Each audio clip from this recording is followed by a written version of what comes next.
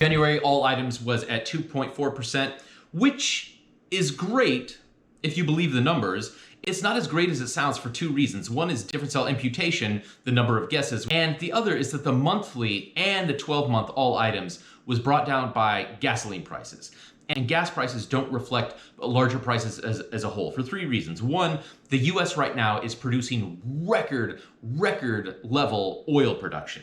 And OPEC has increased production, and then global demand has softened. Softened in general, and also during the winter, there's always less demand for gas. People are driving less, it's cold. So those factors are what are dropping gasoline prices, not any larger thing related to inflationary pressure. And then also the PCE, Personal Consumption Expenditures Index, and this is what the Federal Reserve looks at more closely than the CPI when they are adjusting their federal funds rate. After the CPI numbers came out, Goldman Sachs did an analysis, and they project that PCE numbers are going to come out in above 3%. That's above market expectations. And if it hits that, that's not a good sign because that'll be the highest PCE in almost 3 years. So these CPI numbers, which seem good, and they're one of the reasons why mortgage rates dropped back down recently, they're really questionable. And I've been talking about this for a few months now because it's been a problem for a few months now. It's like, how accurate is the CPI data? And in my opinion, the answer is not very accurate. So different cell imputation, you have these enumerators go out from the Bureau of Labor Statistics, and they actually manually check prices, physically check prices on things, specific things.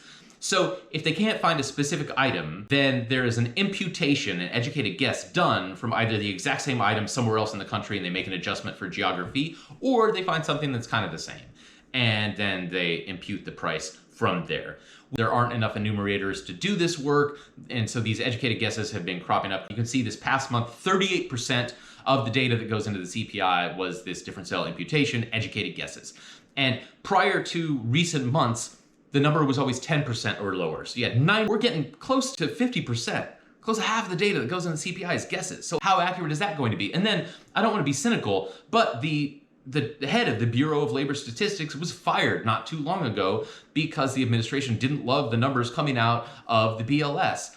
And now there doesn't seem to be any real impetus at making these numbers more accurate. So when you're using a human-influenced adjustment piece to impute prices that you didn't actually get, and there's all this pressure to make the numbers sound a little better than they are, and then you have another metric which doesn't rely on the PCE, it relies on comprehensive and aggregate business and administrative data, so it's not susceptible to this kind of error. And when you have that metric coming in much higher, kind of makes you question the reliability of this data.